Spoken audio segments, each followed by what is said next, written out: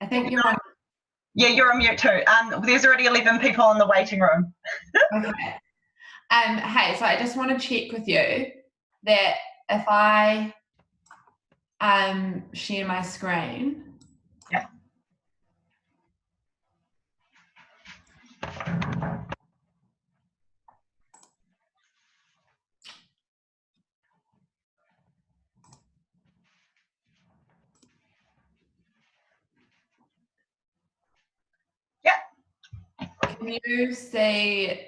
Can you see me in the corner? Yes, I can. Okay, so do I need to move? It'd be good if you could go closer to your camera. That's just one thing. I'll send you a Facebook picture of what you look like, but it looks. I think I'm far away because I've got my cat on my knee. Okay. She can go over here. What is with people and being on time? There's 27 people. I'm like, guys, what are you doing? It's too early. It's 3 minutes early. I know, but you don't know how I operate. I'm like, oh, it's 10 minutes in. All right, I can join now. So am I still too far away? No, that's good. That's good. The closer the better, but yeah. No, people get so close to these things, I'm just not into it. So that's what I'm seeing. I think I just sent you. My internet's really shit, by the way. I think they'll be fine. God, I hope that my internet doesn't. Can you still hear me fine? Yeah, I can hear you fine. But it's basically if I have me on the screen, yeah, talking to you, you can see that. Yeah, you're in the corner. So it's like your whole page, and then in the corner is you and me. And I've just Did I move me around? No, it's just how it's set up. It's every time. So I can see your screen, your big screen, and then people in the corner on the side. Oh, so when I flick like this, you can only see my empty screen. No, I see your screen and you. But you can't see what I see, which is you. Yes, I can see myself too. I've got it's like your screen, and then in the corner there's me and then you, and there'll be up to 4 speakers in the corner. That's what will occur. But is my thing obscuring my presentation? Oh, only slightly. Like it says New Zealand currently faces a severe shortage of housing and an existing housing stock that something yielding poor health. Right, okay. So it's fine. Are you happy for me to let people in now? Yeah, go for it. Yeah. Okay, cool bananas. So if you stop sharing for now, just so while people are entering. Oh, yeah, no, yeah, just while people are entering. Stop sharing? Yeah. I'll turn off my thing. Okay, cool. Yeah. All right, and what I'm going to do is I'm going to admit all. Okay, cool.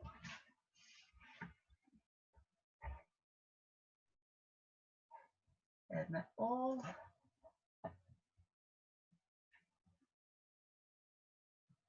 Wonderful. Hey team, I'm just letting some more people in. It's a big turnout today. Oh, we're up to 61. I'll just wait a couple of minutes.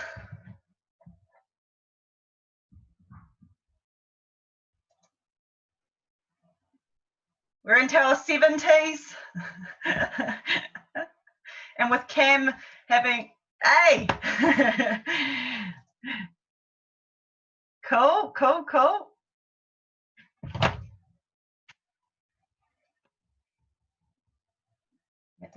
Everyone can hear me fine, eh? If everyone can give me the thumbs up. Wonderful.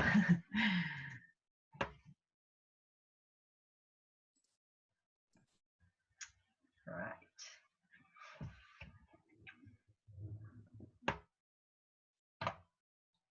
Middle. We're now into our 80s. I don't actually know if there's a limit. I think it's about 400 or something. There is a limit. 400 will be lucky to. That'll be the day. Awesome. I'm pretty sure it's 300. 300, there we go. Okay, cool. All right. Well, I might just get started and I can always let in people a little bit later. So kia ora, I'm Ali Craft from Women in Urbanism. Thank you so much for attending today. It's wonderful that we can connect during a time like COVID. And this is our 4th webinar since we moved to level 4, and it is really wonderful to know there are so many great women out there who are willing to give great insight and to share their knowledge about the urban realm. I have just one house rule. If we can all stay on mute until questions at the end.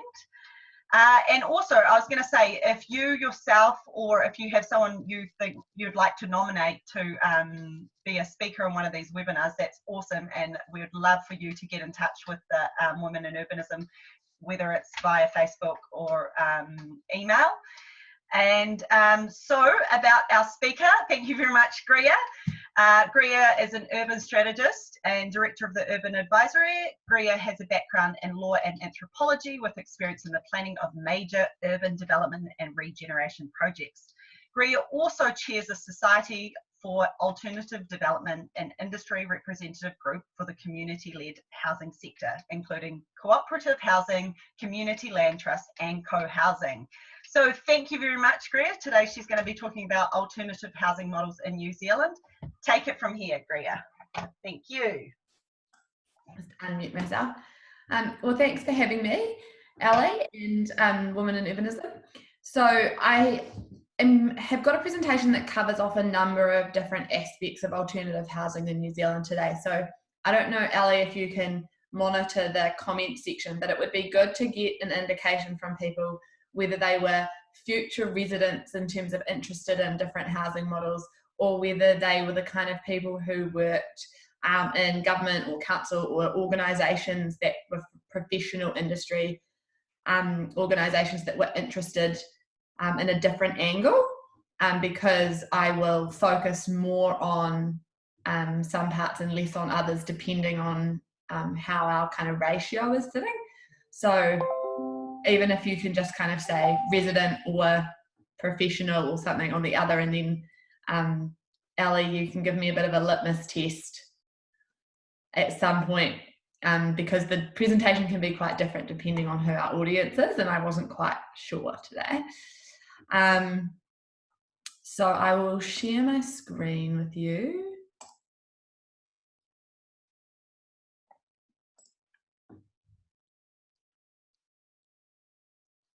And I'll just move you guys out of the way so that I can't see you.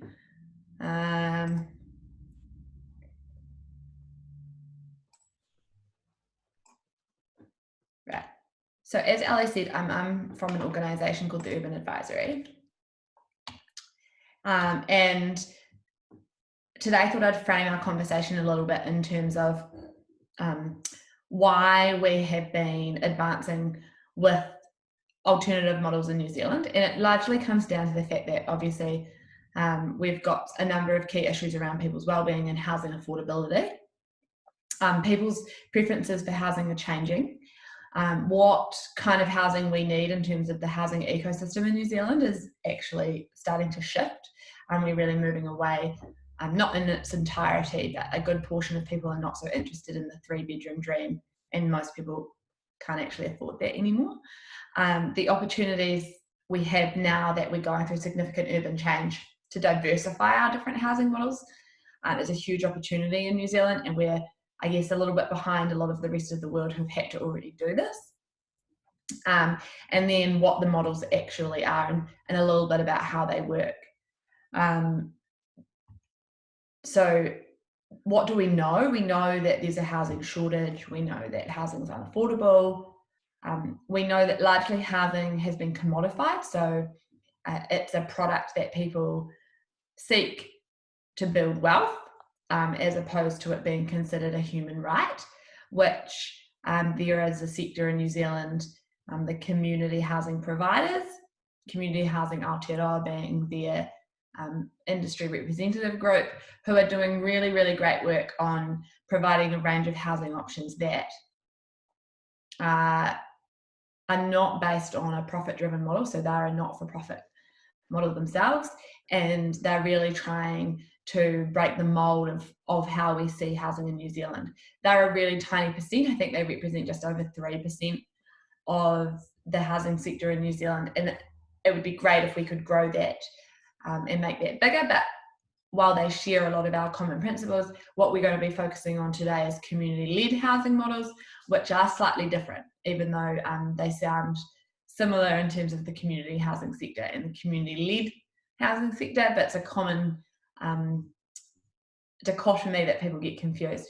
So the rental situation in New Zealand currently, people consider it, and this is a generalisation, there's always exceptions to the rule, that it's a sort of a secondary option, and we're really interested in understanding what it looks like to provide security of tenure, control and self-determination, and perhaps a rental model that starts to alleviate some of those concerns that renting is a second-rate option.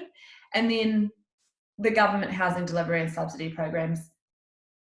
Currently, the government is focused on providing a lot of housing, and we are challenging them to think about, well, what are models that can actually reduce reliance on state housing instead of increasing reliance on state housing? So that's a bit of general context. What do we want to work towards? Not only healthy fit-for-purpose homes, but actually homes that meet the demand of people. So that's at different cultural backgrounds, different life stages, and different circumstances. So Auckland alone is the fourth most culturally diverse city in the world. So our current housing supply really doesn't meet demand. We have a large population of Māori and Pacific people, and we'll talk a little bit about some Māori models later on, and you may have heard of Papakainga, and what it really means for the people working in our professional bodies, but also future residents, in terms of seeking out different types of home ownership. The first sort of step is understanding what your range of ways to access housing actually are. We kind of call that tenure in terms of, so it covers ownership and rental, but there are actually different variations within those, which we'll explore a bit further on into the presentation. And then the key thing is around, we want people to be able to be connected. So we don't view housing in isolation of issues such as mental health, physical health, social connectedness, ecological responsibility, sustainability generally, whether it be social, economic or environmental. So we really want to work towards models of housing that actually help address issues in those categories as well. So for us, housing for wellbeing is about people. It needs to be considered a human right. It needs to focus on security of tenure as opposed to traditional ownership, in the sense that most people talk about housing ownership. It needs to support our physical and our emotional wellbeing. We have a significantly ageing population and a significantly growing need for 1 and 2 bedrooms, because people are either staying single, having less children, or we have a large number of single parents, for example, or elderly people who are single person households. And so we really need to provide housing that doesn't isolate those groups, but actually brings people together. And that's where not only the physical house development, but the role of the neighbourhood comes into play. So why is this sort of a thing that we're hearing about now, and there's more interest from the government? It comes down to the fact that there's a wellbeing approach to the way that the government is considering its investment. And this is not a fad. So we're seeing the beginning of a shift that's going towards considering all aspects, not just a financial return, but a return on our natural capital, our human capital, our social capital, which bodes really well for the growth of a new sector and new housing models. This is just quickly a piece of research we did around livability in housing, and it focused on medium density housing. And there's a couple of key points that really stuck out to us. Was the first thing is that people really cared about location and access to local amenities, which is something that we really don't factor in when building new suburbs miles away from our central hubs. and suburbs that are not mixed use and don't have amenity integrated within them. And while we are seeing a shift, and this is improving in New Zealand, we still have a real issue with our suburban neighbourhood development. And some of the models we'll explore throughout this presentation start to integrate amenity, and they generally try and focus themselves on being close to the central city. So it's a way of creating affordable homes within central locations instead of making affordable homes in far away distances. So the dwelling experiences of people, this was around a shift in typologies. As we move from the standalone home to medium density housing or higher density housing, there is obviously a lot of discourse that people don't think that the quality of life is as good. In the study that we undertook, demonstrated quite clearly that those who lived in medium density housing, and that's not actually necessarily high quality medium density housing, but they considered their home to be as livable and the right size for them, which we thought was really interesting because most of the models we'll talk about generally adopt a medium to high density typology as opposed to a standalone. So housing continuum is to a housing ecosystem. Anybody who works in the built environment or even the socio-economic sectors will probably recognise the housing continuum, which is generally how we categorise people's different housing needs, and it's from emergency housing right the way through private ownership. It's a pretty linear approach to thinking about housing, and we don't really think that it actually represents the way that society is in terms of people. Not everybody is going to aspire to private ownership. That's not always going to be an option for people, because people move around this continuum differently depending on things that are happening in their lives. Whether or not they're supported to move along the continuum, whether they actually need to downsize as they get older, whether they get evicted because private rentals go up. And so this started to get us thinking a little bit about, well, instead of forcing people to move along a continuum, what if it was more of a circular approach in terms of people having options to move around an ecosystem? And so we developed this rather complex looking diagram, and it was not intended to be complex, but it really demonstrated how tricky it is to come up with a range of housing typologies, but also tenure arrangements in terms of how people could rent or own homes that really meet the needs of everybody. And so what this starts to do is introduce some new models: community land trusts, cooperatives, shared equity, which is more common in New Zealand but still new, and cohousing is a common one that people have heard of. And it starts to explain which part of the continuum they might serve. So while we've got the state providing supported home ownership through emergency housing, transitional housing, state housing, community housing providers, there was a big missing middle, as it often gets referred to, in terms of, well, where's the housing that's affordable for the regular average New Zealander? And it gets often referred to as market affordable. And so we have spent the last few years overseas spending a lot of time with people who are delivering models that provide affordable housing for regular average, they call them key workers or essential workers. It's probably something that resonates a little bit differently now since COVID. But it's your working class person. It's not people who need state housing. It's not people who can access pure market ownership. It's everywhere in between. And that's where these models we'll talk about are really focused.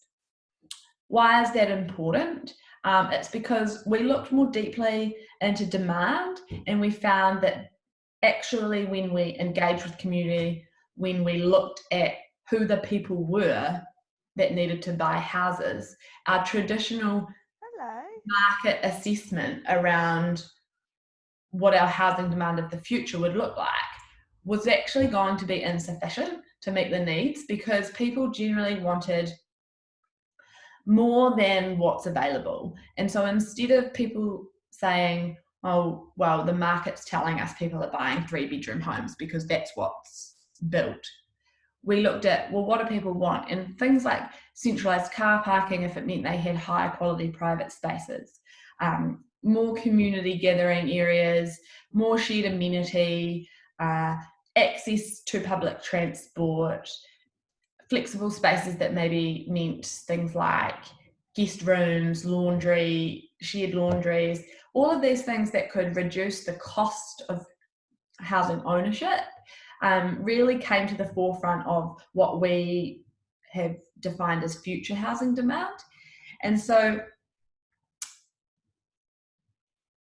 throughout Europe, UK, US, all around the world, there are actually a range of solutions that they've already thought through to address this demand. And perhaps it's best to start with a New Zealand-centric model. So obviously a lot of the way that traditional Māori lives, and I don't speak to this subject with any degree of authority. I mean, I'm sure there's people in the audience who know much more about papakainga than I do, but I really like to draw the parallel between the models that we saw in our travels through the UK and Europe and the US over the last few years, and actually what's already happening at home on a very local level. And that's Māori people providing housing for Māori on Māori land. A lot of the legal frameworks around leasehold interests and collective sharing of space, they're the same as the models that we see overseas. And so while we talk about these are new and we don't have a large amount of them in New Zealand, what we do have is our own version. And I'm always very conscious not to disregard that, because there are a lot of iterations of housing, especially for Māori and Pacifica, that adopt the principles of what we call community-led housing models. So urban papakainga is essentially taking the papakainga model that's on Māori land and looking at how we could apply that on non-Māori land, adopting principles of living, but making it available to a broader range of people on a broader range of sites across our urban environments. This is something that the government is thinking a lot about, and not something that we have seen a lot of yet, although you will see that Ngāti Whātua Ōrākei have developed an urban papakainga model in Ōrākei, and it's easy to look up, but it's a really interesting model when they had to self-fund that because the banks were not necessarily familiar with a more collective style of living, which as you go through the models, there's a common theme in terms of the challenges, and it comes down to a few things. It's around people's education and awareness about how the models work, the bank's ability to assess risk differently, and therefore the ability to finance these different projects. And then, of course, there is the limitations with our legal structures and collectively owning property in New Zealand. So from the build to rent and co-living models that you might have heard about, they are not necessarily community-led in that they are not driven by residents per se. They have a community focus in terms of their typology and their design and how they're managed and operated. But it's not a project that is funded or delivered by residents. It's a commercial model. It's a for-profit model. And we have a couple of these in New Zealand. It's, again, a sector that's just emerging. It does offer a more affordable long-term rental solution, and it is a very valid component of the housing ecosystem, but not what we would put as being specifically a community-led housing model. So community-focused housing solutions, they're generally characterised by being not-for-profit, delivered or managed, if not solely by residents, in partnership with residents, and they're designed to meet economic, social and cultural needs, and also to not always but generally to deliver a higher degree of environmental and ecological performance. And they include cooperatives, co-housing, community land trusts, and less so, but common in Australia, property collectives. Some of you might also be familiar with a property syndicate, similar but not exactly the same. So a resident-led or investor-led co-housing project, again, within the co-housing bucket, there's a couple of different varieties. Those that are purely resident-led. Now, these are the ones that you might be familiar with in New Zealand: Co-House in Surrey Crescent in Auckland, High Street in Dunedin, Urban Habitat Collective in Wellington. A smaller project in Wellington, Buckley Crescent, gets lumped into the co-housing bucket. There are a range of projects in Christchurch, and generally what this is where a bunch of people get together, they source the land themselves, they pay for the land, they pay for the development with debt from the bank, and they co-design and build their own units, which they hold in a unit title, and then they have a degree of collective living arrangements that sort of build community, and they have a commitment to live in a community as opposed to individually. In comparison to that, there is an emerging sphere of co-housing models which are actually architect-led or led by a group of people who are interested in providing at-cost housing product without the profit, but might not necessarily be the group of residents. And so what they do is they facilitate the process. They allow residents to have some say in the design, and really they deliver the housing, they find the investment, they build it, and then the residents buy and get their mortgages and live within the co-housing community. The key difference there is that there's a bit of a margin that's required for the facilitation of that group, but it's still providing housing that is roughly about 20% less than what you would buy housing at market, and it has a higher degree of social and environmental sustainability built into the model. So people are signing up to a bit of a lifestyle, but they don't have to go through the pain points of a pure resident-led co-housing project.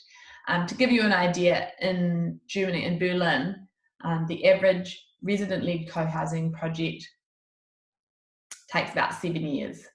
So what the investor-led or the facilitated co-housing model has done is sought to adopt all the principles but speed it up. And you might have heard of Nightingale in Australia, and that's probably the most well-known and model that is delivering it at scale. So in London, this one here was a woman's co-housing project. This took 17 years. So we're really aware that that's not a sustainable and it's not a scalable model. And so we're looking at ways that we can adopt the benefits and get the great outcomes that these communities provide without the timeframes. And so this is just a collection of pictures that demonstrate how the design usually unfolds is that it has a centralised courtyard and there's an equitable access to high quality space. So instead of having some apartments that are more expensive and have primary access to the best parts of the development, co-housing tries to make them as equitable as possible. Obviously there's different sizes and scales, and apartments, some face the sun and some don't have as much sun. So there is a variation between the values in apartments within a co-housing development, but where possible, the principles of design seek to provide equitable access to the beneficial parts of a development. That includes like rooftop gardens, shared amenity, and in a pure co-design process, the group decides which of those facilities and amenities that they would like to include, in a facilitated or investor-led co-housing project, they generally tend to provide the most common, and it's a big collection. Some of them have shared laundries, solar panels, shared cooking areas, communal gathering spaces, play areas inside and outside for children, workshops, libraries, bike share, car share, storage. All those sorts of things are built into the model and everybody has access to them. This is a very modern Australian version from the Nightingale team. So it shows you that while often co-housing is considered to be a bit of a left field, or maybe something that you do if you're really into alternative ways of living, it doesn't have to be that way. There's a really broad array of different housing typologies at different price points, because I think one of the key things about co-housing that needs to be recognised is that it's not necessarily affordable in terms of how we might define affordable housing, but more that it provides a housing option that is more affordable than market.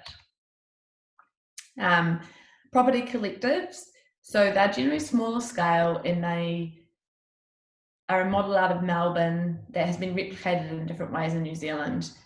The Buckley Ave project is probably most analogous to this, and it's where a smaller group of people get together and build on a site together as one collective entity, and then split them up and have a less amount of shared spaces. They generally end up with their own standalone house, but a commitment to sort of be more neighbourly, which is a summary version of that model. Might look something like this, but again, huge variation in typology. So cooperatives are really where we start to look at a different way of owning. So the ownership structure is, instead of it being a unit titled, you have an allocation agreement in terms of you get exclusive access to your own dwelling, and you own, instead of a unit title, you have shares in a cooperative company. For some people, you might remember the company shares model at houses, big apartment buildings used to be owned in this way. Slightly different in terms of the way they were structured, and there is a bit of a negative connotation around owning something that's not your own unit title.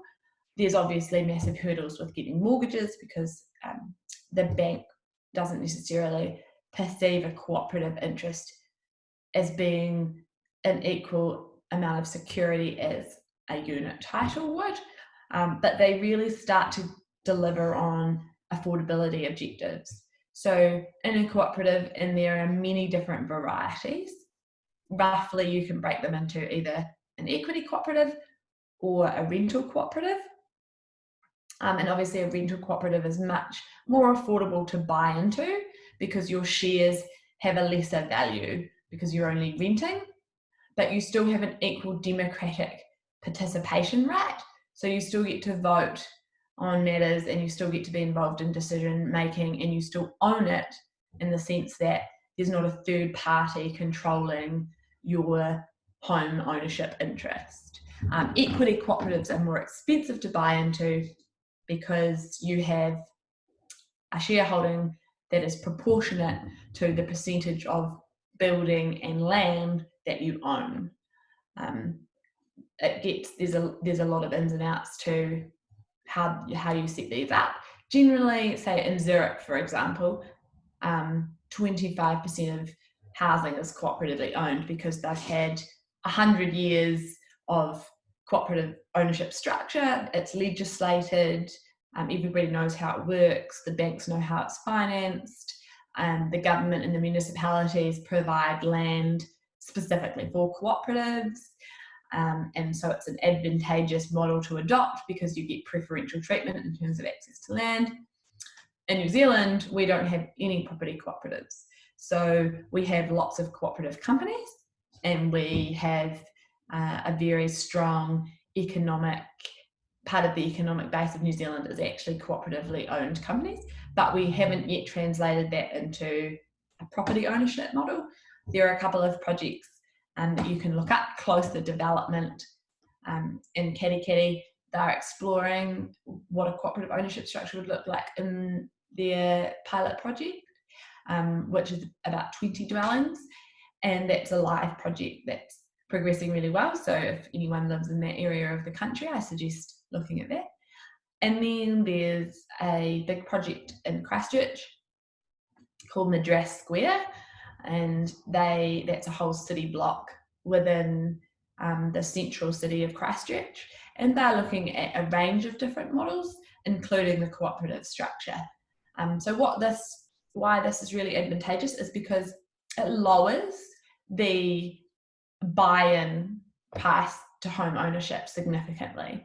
So because you're sharing a cost amongst a large group of people, you can end up with an ownership interest at a significantly reduced cost.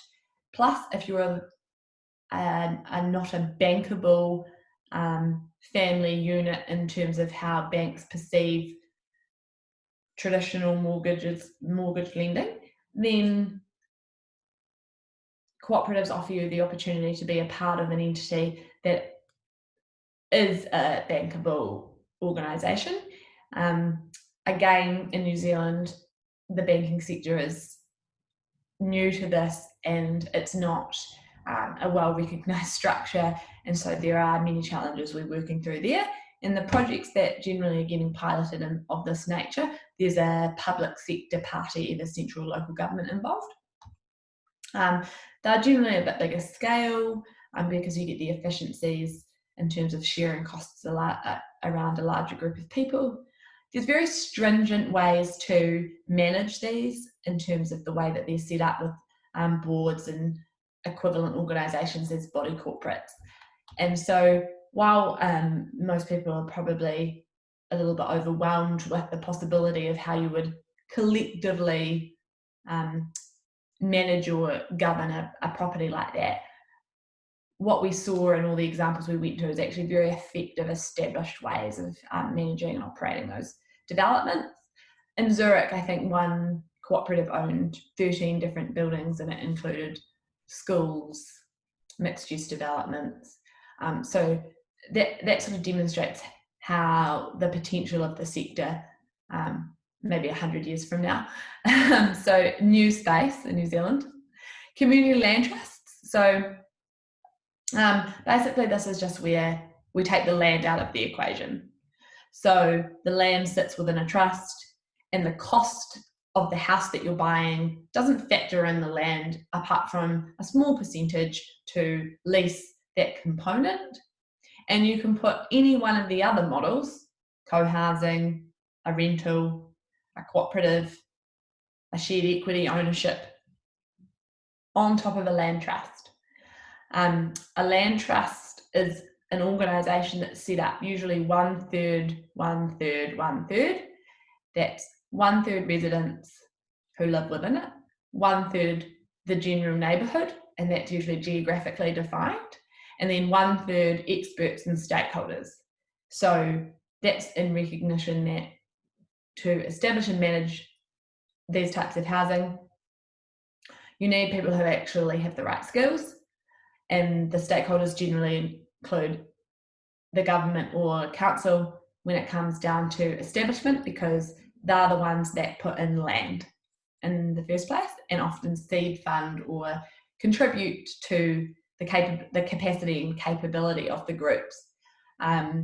Hamilton City Council has announced the establishment of a land trust, and what it means is that people can buy and they own that home at significantly lower costs. So say in Eastern Porirua, we were looking at this just earlier today, there was a house that was worth $390,000.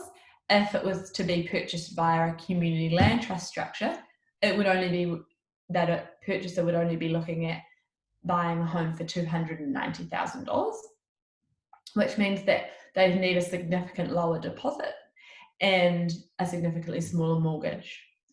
And established community land trusts also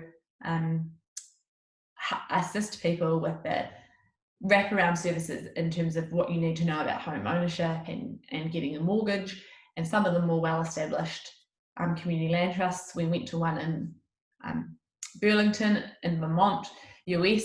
It owned about 40% of the land holdings within the town, and it had its own ability to lend to people. It attracted significant philanthropic funding. It was established through Bernie Sanders many years ago, and so these entities are set up to help facilitate people who might be privately renting or even in assisted living, whether it be state housing or community housing provider housing, into their own home ownership at a much reduced cost. There's a resale formula that gets attached so that people can still build equity but don't make windfall gains in terms of how you would traditionally in a normal market situation. So the idea is that it allows people to access affordable home ownership, build wealth, and then if they want to, move into the traditional market. And there's lots of examples of where people have done that. There's also lots of examples of where people have stayed living in community land trusts, and either of those options obviously is perfectly fine. So the typologies again are very different, but generally community land trusts are of a smaller scale and often have land holdings that are not adjoined. So you might have a community land trust for Eastern Porirua, for example, that has certain particular different types of land holdings that aren't connected to each other, but they all fall within one community land trust. And that gives that entity the ability to leverage its assets and reduce the cost of housing to its purchasers. They usually started by land being gifted or bought by the community land trust over time. So there is still an element of subsidy or investment by somebody, usually the public sector or a philanthropic donor, but it means that instead of it being a subsidy that's ongoing, like if you were to give people an income rent related subsidy, for example, as we do here in New Zealand, it's an investment that's upfront that then gets recycled. And what that does is it means that you can create perpetually affordable housing. So because there's a resale formula, you can continue to make that housing affordable for the next purchaser and the next purchaser. And the trust itself can build equity because they have the land holdings and they can therefore leverage off that and buy more land and more properties and build more properties that they can then sell to people as homes within the same structure at that much reduced rate. So it's a self-perpetuating cycle, which is why we really like that model. So to summarise the benefits, because I've realised that I'm yapping on, community-focused housing is a sector that can create perpetually affordable housing, and if it doesn't create perpetually affordable housing, it provides housing at significantly lower price points than market, depending on what the model is. There is a high degree of sustainability, environmental sustainability and social sustainability, and in some models there's a real focus on land stewardship instead of commodification of land and housing. It helps build capability and skills of the people participating because there's support organisations there with people with the expertise that can help those that have not had as much experience in home ownership or are moving from one tenure to the next. And so it makes that process a much easier than having to move along the continuum without that support. They generally integrate non-housing components. Some of the models, particularly the cooperative and the community land trust, they have a range of economic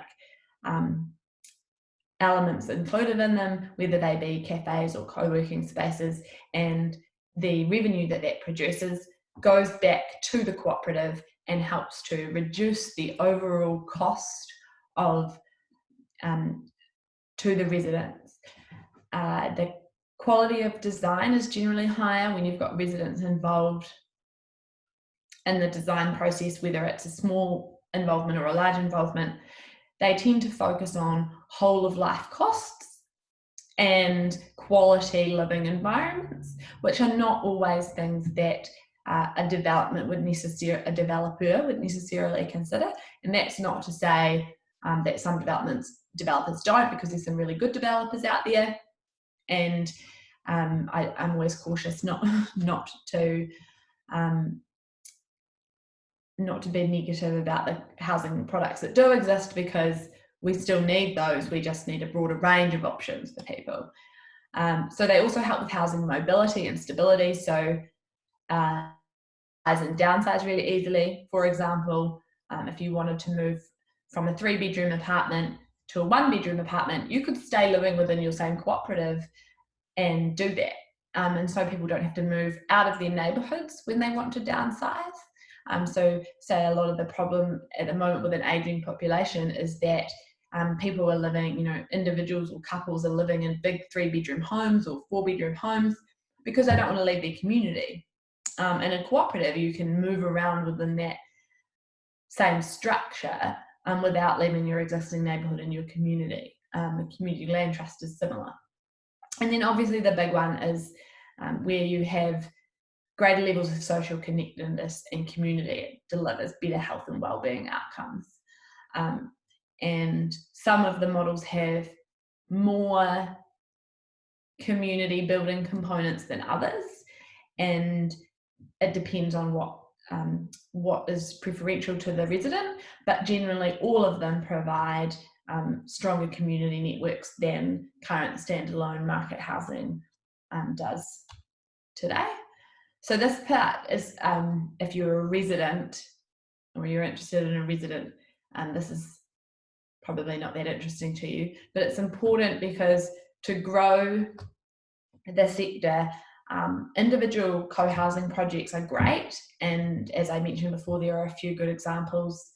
If you actually pop to the Urban Advisory website, we've got lots of different articles and links to the different projects that are going on if you're interested in the different projects specifically, or I can always get Ali to send out a little summary.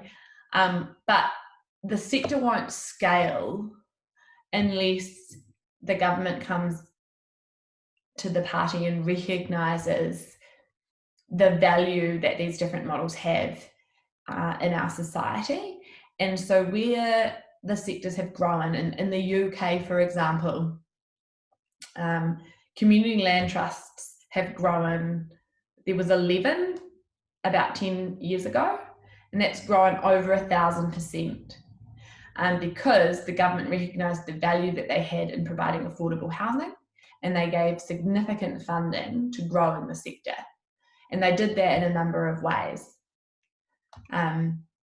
So firstly, through leadership, and this has happened, like I said, the UK is actually probably only 10, 15 years ahead of New Zealand. Europe's very far advanced, and America is somewhere in between. But they've actually evolved their governance and management of public land and housing to recognise community-led housing as its own sector. It's a defined term in a planning sense, and it recognises that it's serving the intermediate housing market, so not those that are at the lower end of the continuum and are served by social housing, and not those that are at the higher end of the continuum that are served by market housing, but everyone in between, which we call the intermediate housing market, which is the majority of people. The public sector playing a role in community-led housing might seem somewhat of an oxymoron, but they're there to act as a partner and enabler. They obviously have significant resources that residents don't have. And so local governments seed fund the support of the capability of the sector by either setting up enabling hubs, providing grants or loans for people to do feasibilities, Obviously, the big ones are they provide access to land, and they create procurement strategies through mechanisms like inclusionary zoning, which is where they say any new development, new subdivision has to have a percentage of housing that is community led. That's a very basic way to explain inclusionary zoning, but examples of this are where, say, in Vienna and Berlin, if you're a developer and you want to develop, you have to meet standards that community-led housing already provides. And so one of those things that I always recall from discussing this with the city of Vienna was that they have 90% of their criteria around new housing development is based on architectural design, excellence, sustainability, and social value creation, in comparison to 10% around tender price. So in New Zealand, we have quite the opposite approach, and we're seeing a shift from the way that government organisations and council organisations are used to transact on land, and we're at the very beginning of this journey. So it's really exciting working with a number of different organisations around how they can pilot projects that are iterations of co-housing, cooperatives or community land trusts, and how they can do that by contributing their land or through other mechanisms which are around the financial barriers that you see. And so common mechanisms include creating revolving funds that go to development projects, they go to groups to help support formation and feasibility, and then where possible, the funds and loans are repaid and they are recycled and they go to seed funding and supporting another project. In some instances, they're not repayable and they're just grants. So there's a range of different mechanisms to support the sector. I won't go into that in too much detail because we'll run out of time for questions. But this kind of compiles itself into the need for a housing strategy. So in New Zealand, we don't have a national housing strategy. So we haven't actually worked out kind of like what our key priorities and actions need to be in terms of how we address the quantum of housing and the different types of housing that meet demand in the right places for the right price points. And so we're a big advocate for, if we can't get it at a national level, can we do it at a regional level? And some regions are. And then if not at a regional level, can we take an approach in terms of, you know, the large scale urban regeneration programs that are going on in New Zealand? Can we have housing strategies at least for those areas? And then what are the tools and levers that the different sectors, starting with the public sector, can use to help grow this emerging sector in New Zealand? So to summarise, we need to diversify our housing ecosystem, because at the moment in New Zealand we have quite a tripartite approach to understanding market affordable and stable social housing. It's not quite that simple. Our demand predictions that we currently use are misleading, and people's housing preferences are changing, and our life, the way we live, and what's becoming important is shifting from the traditional kind of quarter acre New Zealand dream. And housing strategies need to incorporate both those shifts and the future residents' preferences and needs. And to do that, it requires data. And again, that's a sort of a public sector focused conversation, so I won't go there. And to summarise, in terms of if you're an interested resident, there is a number of different sites that might be really useful for you. Cohousing.org.nz, while it says it's co-housing, it does actually profile a range of projects that are not technically just co-housing projects. And you can also alternativedevelopment.org.nz is another platform whereby people can get information and sign up to become a member of a society that is the society that I chair, that Ali mentioned earlier, the Society for Alternative Housing Development. And then there are other platforms that you can go to individually for specific projects. And the Build Together platform is a platform whereby if you are interested in a project, you can sign up to become a member of a group. So I can probably get Ali to summarize those links and share them on the Women in Urbanism page if people are interested. So I'm happy to take questions. Sorry, I spent most of the time chatting.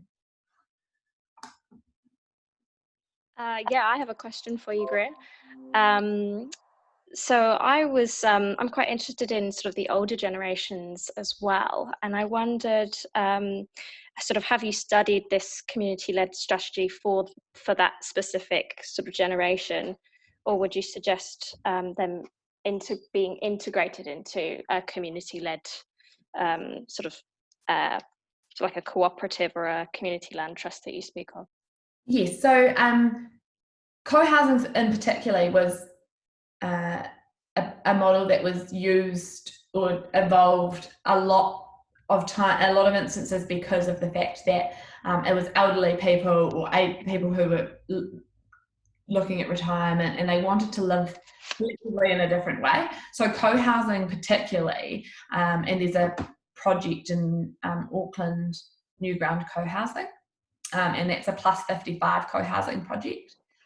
So all models are particularly good for elderly people because of the social connectedness that they offer, and the ability to have smaller private dwellings within a larger collective development, which means it's affordable for them. So a lot of the Housing New Zealand state housing tenants are elderly people because we just don't have the product available for affordable 1 and 2 bedrooms in New Zealand.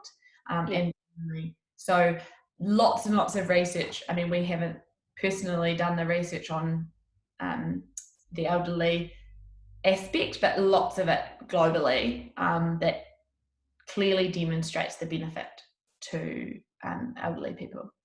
Okay, cool, thank you.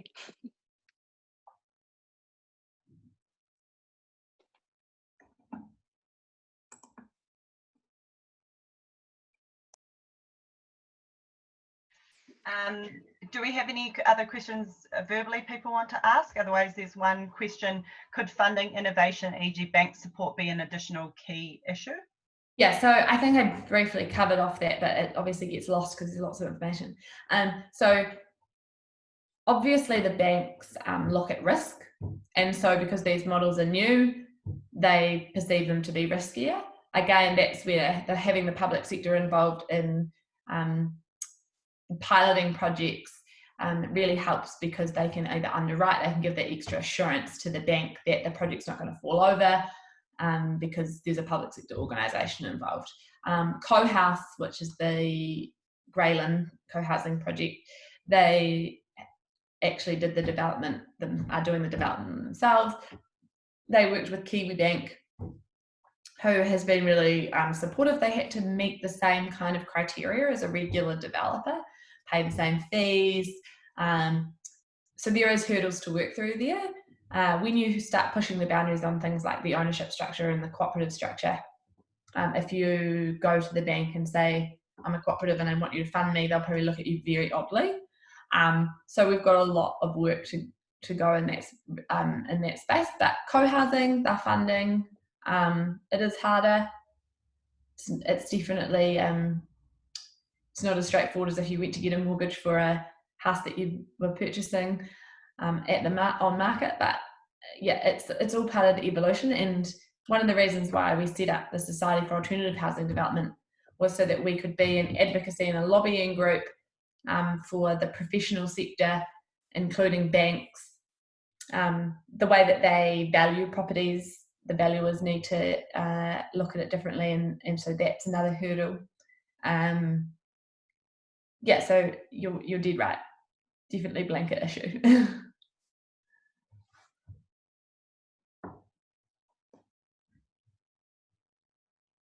Hi, Greer, I've got a question for you. Hello. Hi there, Greer. Can you hear me all right? The internet's a bit patchy at my end. I'm not sure about your end. Tonya here. Oh, hi. Great, thumbs up. Okay, I'll keep going. So you, in your presentation, which is full of lots of stuff, it'd be good to go back and look through the recording and just digest it second time round and maybe third time around, because there'll be bits I've missed. But you made reference to international banking models, and given that we've got foreign banks operating in New Zealand, you know, how much opportunity is there to it's a bit of a touchy subject about thinking globally at the moment, but how much opportunity is there to actually make reference to those overseas models and or bring those overseas banks models into New Zealand? Yeah, so like the European sector, for example, is very, very mature.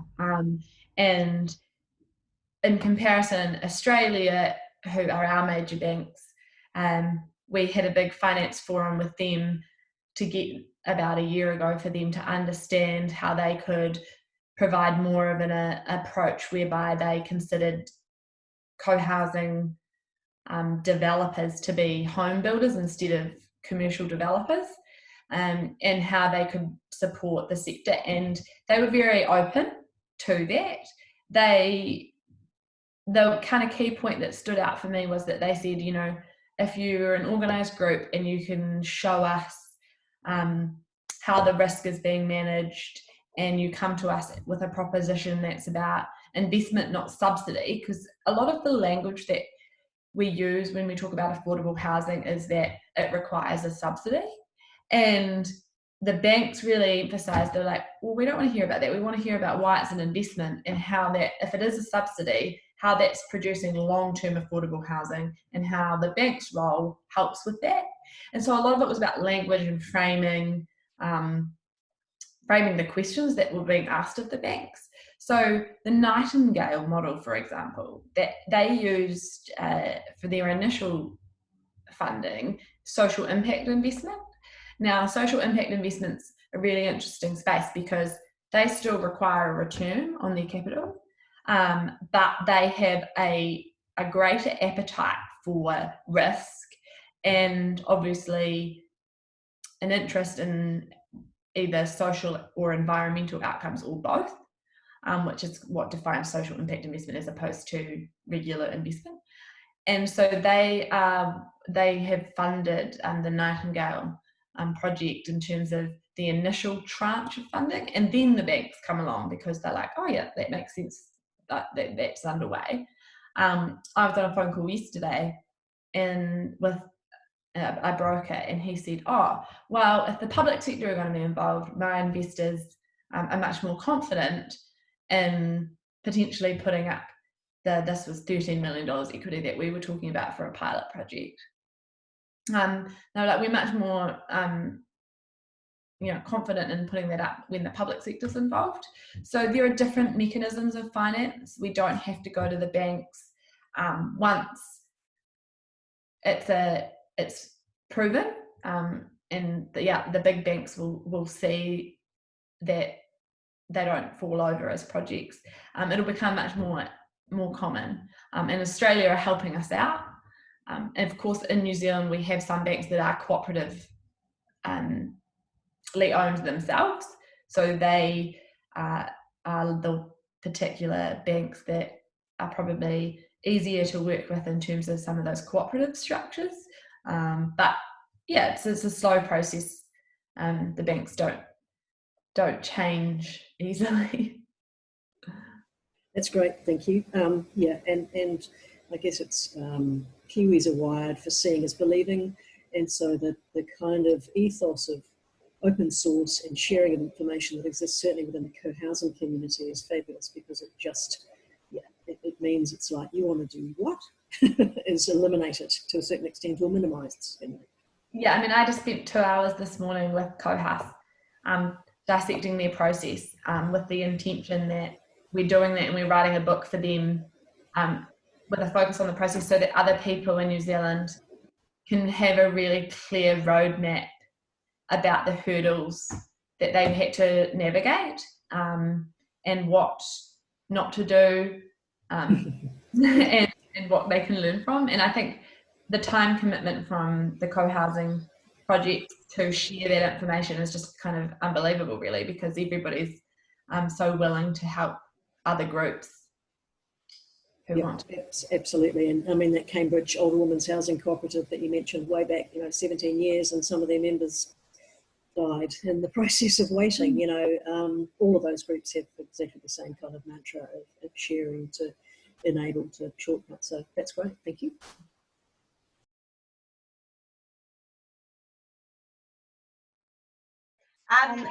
Oh, no, you go. Sorry, I was just going to ask another question, if you don't mind. I was just wondering, sort of following on from what Tonya was saying, have there been any polls to the public in general for sort of if they would be likely to take part in community-focused housing, and sort of if an everyday person would want to get involved in that? Yeah, so maybe a year and a half or so ago, there was a poll that was actually put out by a group of individuals, and I'm not sure if any of them are on the line today, but they were actually architects and urban designers, and they were looking at getting a project up and running, and they put out a poll very informally. Obviously it wasn't statistics New Zealand or anybody, but they got quite a positive response. And one interesting thing that we learned when we were in the UK and the US was the way that you ask those questions really impacts the answers that you get. So if you were to go out in in a council survey or a government survey, or even an independent survey, and said, do you want to participate in a co-housing project, or would you be interested in community land trust, or would you live in cooperative housing, you're probably not going to get very good data, because a lot of people don't actually know what that is. And so the way that we seek information about people's appetite to participate and about future housing demand and preferences generally really requires considered thought. Because just simply asking, would you participate in a community focused housing model, probably wouldn't dwell particularly well for the result. The results probably wouldn't come out particularly positively. I'm not sure. Oh, that's actually really interesting that you've said that. I'm about to study architecture and planning at university in the UK, so yeah, that's something that I'll keep in mind for sure. Yeah, it's very interesting because a lot of architecture students and built environment students study the space, particularly for masters and PhDs, and because it especially in New Zealand and Australia, it's still considered quite a fringe activity, and so it's still interesting from a studying perspective. But what I haven't mentioned, which is probably a mistake on my part, is that Earthsong in Auckland is probably one of the most common co-housing, suburban co-housing projects. And so if you're interested in seeing a successful project, and that's on a global scale, they're deemed to be successful, so check them out too. Oh, wonderful. Thank you so much. I thought I'd ask a really basic question, Greer. What is the differences that you would expect to see in terms of amenities and costs for your basic co-housing project compared to if it was a developer who built some townhouses? Yeah, so there's lots of different price points, but research that we did, I think we published this in a report that's on our website, on average, and because there's such huge discrepancies, it's really quite difficult to chuck out a number, but it's on average about 20% more affordable than market.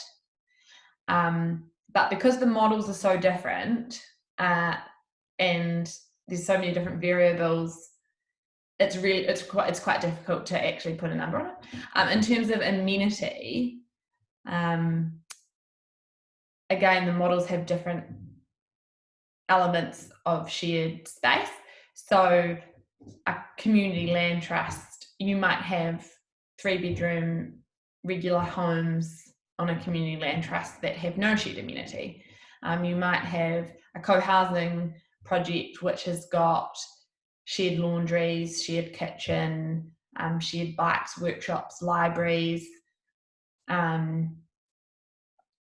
single dwelling and private dwellings that only have kitchenettes because they can use the large kitchen. But then you might have some co-housing projects that have, you know, just got one kind of shared communal area, and then everything is privately owned within their own units.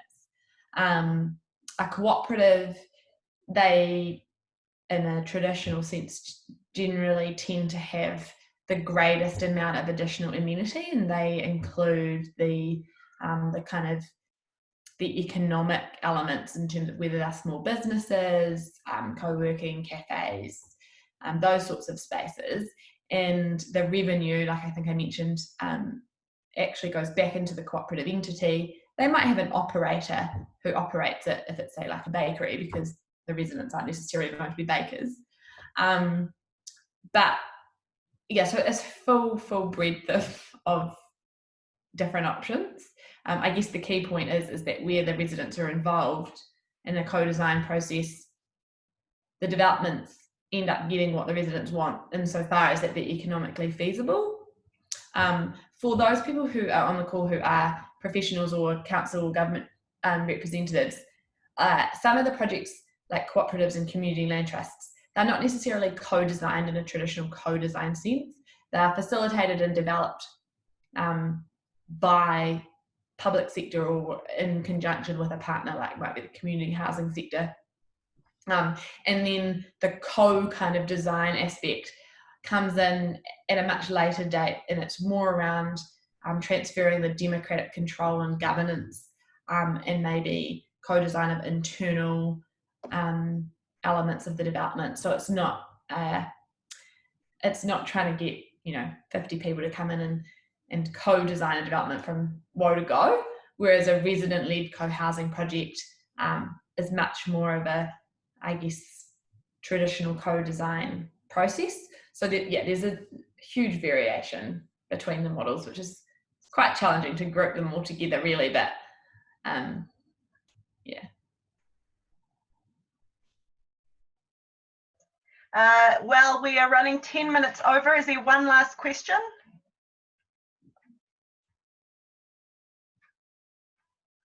Okay, I will take that as a good time then. Thank you very much, Greer, for coming to talk for us. You obviously, it was a hot topic because we were limited to 100 participants, and I spent my whole time letting one extra person in, as others may have dropped in. So that was really awesome, and I have just written down a to-do list that I will share the video. I will download it and upload it to YouTube. Are you okay to share your slides? Yeah, absolutely. I mean, there's such an active network of people in different parts of the country, and so if people are really interested in connecting within their local or regional areas, I'm not quite sure what the best way for people to reach out on that front, whether or not they send that request to you, Ali, or whether they just sign up through the alternative development website and ask that question. I'm not sure, but there are lots of people to connect with in different regions, and so if people are interested, there's lots of live and active projects that are looking for participants. Yeah, so I will share those 3 links that you talked about, the alternative development, the build together, and then the New Zealand co-housing. So I'll share those links too, if that's all good with you. But to everyone else, thank you very much for coming along. Women in Urbanism will find another webinar to do next week, and we'll share it online on Monday. It'll probably be on another Thursday or Friday.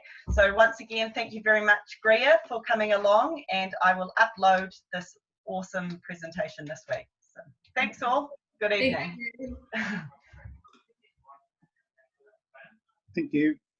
Thank you. Thank you. That's all right.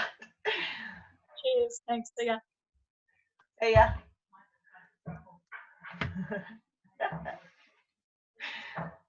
Cool. Wonderful.